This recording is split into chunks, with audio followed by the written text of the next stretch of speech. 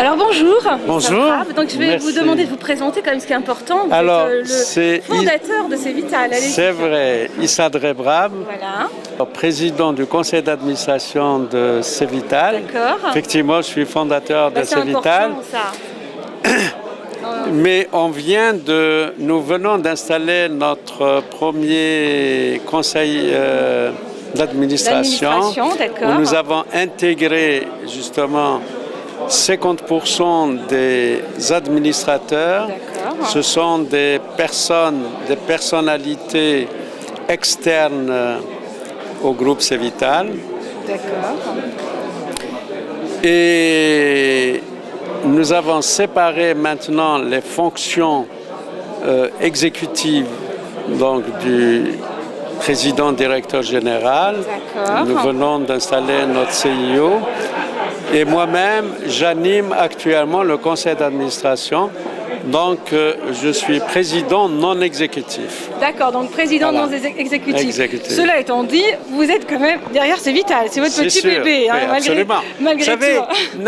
Non seulement malgré tout, je suis toujours au niveau du groupe Cevital, mais pour vous dire la vérité, ça n'a pas beaucoup changé pour moi, puisque je fais toujours mes 60 heures par semaine, comme d'habitude. Oui, ça il faut le dire. Quand on est chef d'entreprise, on n'est pas aux 35 heures. Surtout un projet tel que le vôtre, qui ne cesse d'évoluer dans différents groupes. Parce que c'est vrai que notre groupe aujourd'hui est très diversifié. Nous sommes dans plus de 15 métiers différents. Et qui sont regroupés au niveau de 5 pôles d'activité. Nous avons plus de 21 entités opérationnelles, donc regroupées au niveau de 5 pôles. Nous avons le pôle agro-industrie avec l'agriculture. Nous avons le pôle services et manufactures. Nous avons le pôle construction, le pôle distribution, le pôle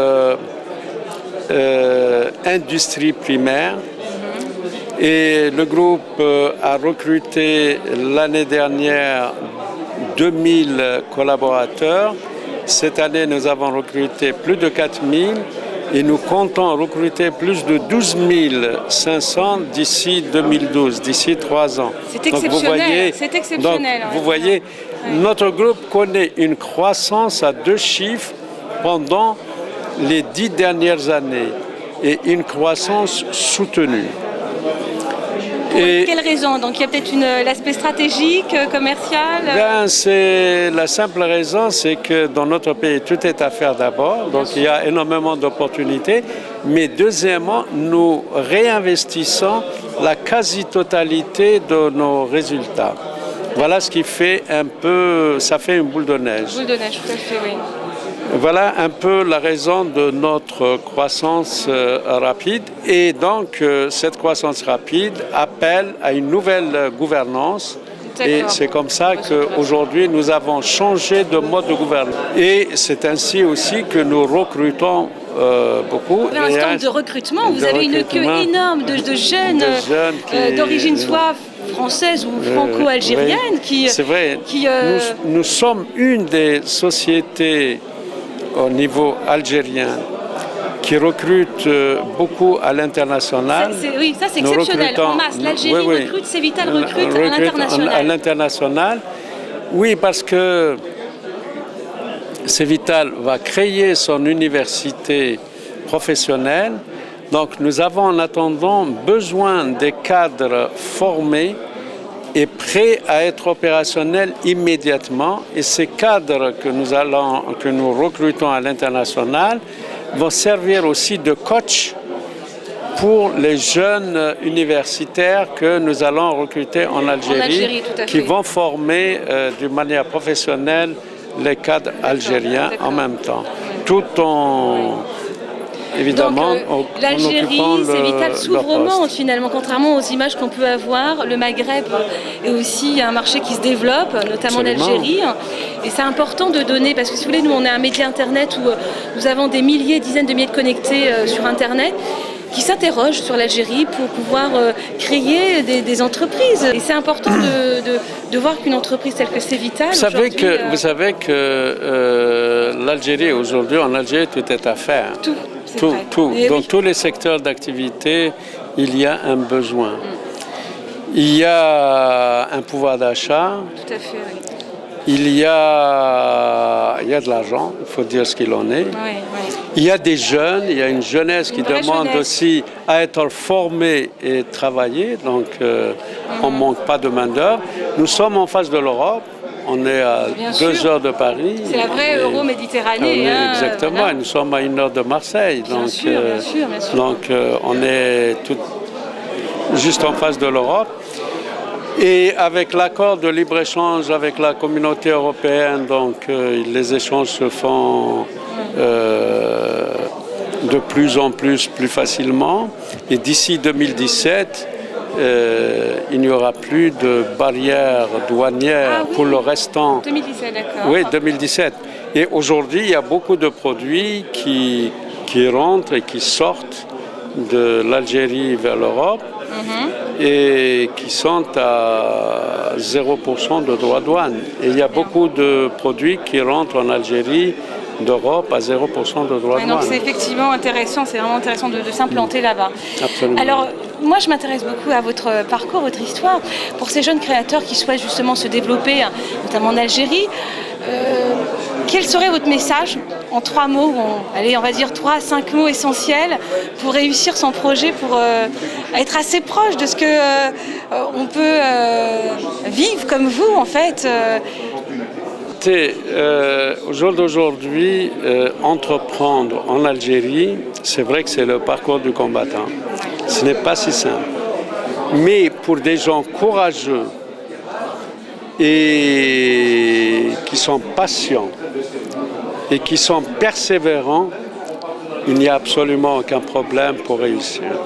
Ça, c'est un bon point. Pour tous les internautes, vous voyez, les éléments qui sont assez simplistes, persévérance, sérieux. Sérieux, absolument. Et on y arrive, absolument. Oui, parce faut persévérer. En cette période, entre guillemets, de crise économique internationale, c'est vrai qu'on ne va pas dire qu'on est épargné, mais l'Algérie a encore beaucoup de choses à apporter.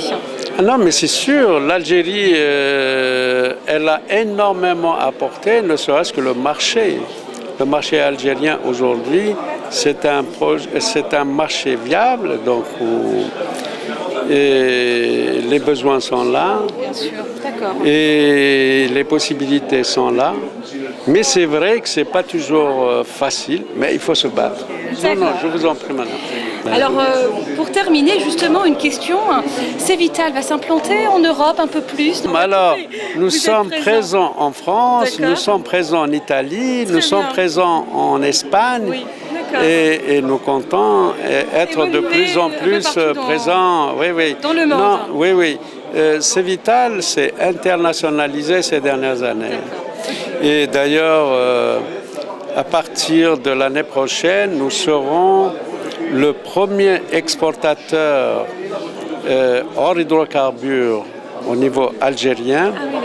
Et nous serons le 2e exportateur après Sonatrach. Ah oui, effectivement. Donc, d'accord, oui. Donc nous sommes obligés aujourd'hui d'accompagner nos exportations et d'avoir des comptoirs et d'avoir des unités à l'international et notamment en Europe. Ok, écoutez, je pense que j'ai eu pas mal d'informations. Juste pour terminer, vous savez, moi, effectivement, étant d'origine algérienne, j'ai beaucoup entendu parler de votre eau, Hadija. C'est vrai qu'avec ces pays où on dit qu'on manque d'eau, comment ça se passe justement, cette source comment ça se passe au niveau du développement de... L'Ardija? Oui. La Lardija, vous savez que nous l'avons racheté la source chez ETK, une entreprise du Wilaya, qui employait à l'époque 73 employés que nous avons, dont nous sommes engagés de garder. Bien sûr, de récupérer. Mais l'unité à l'époque, elle était obsolète. Et aujourd'hui, nous avons multiplié... Moi, j'ai vu les aménagements, de beaux aménagements. Nous avons construit complètement une nouvelle usine. C'est une usine ultra moderne. oui, je ne sais pas si vous l'avez visitée ou non. Aperçu, non, mais il faut rentrer je vais dedans. y aller parce qu'il Je semblerait vous conseille d'y aller, rentrer. C'est une des unités les plus importantes, unité d'eau minérale en Algérie. Nous avons une capacité de production de 3 millions de bouteilles par jour. Oh là là, c'est et puis, nous avons beaucoup de chance d'avoir l'une des meilleures eaux minérales du bassin de la Méditerranée, puisque notre eau minérale, au point de vue physico-chimique, elle est presque identique à Evian. C'est vraiment la source. Oui, c'est une excellente eau minérale qui est excellente pour les bébés, pour les femmes enceintes, pour les malades, et très riche en oligo-éléments. Tout en respectant la puis, nature. Comme vous savez que nous avons clôturé tout le bassin de la source pour garder la source à l'abri de la pollution. Très très bien. Voilà. Oui, c'est un sujet qui m'intéressait parce que vous savez, l'eau, tout commence à la source, l'eau. L'eau, vous y êtes d'ailleurs. L'eau, l'Ardija, c'est la vie. C'est la vie, bien sûr. Déjà, c'est la vie, c'est la source. C'est une excellente eau minérale. C'est une excellente. Merci beaucoup. Je ne vais pas vous retenir et à très bientôt. Au plaisir. Merci, au revoir.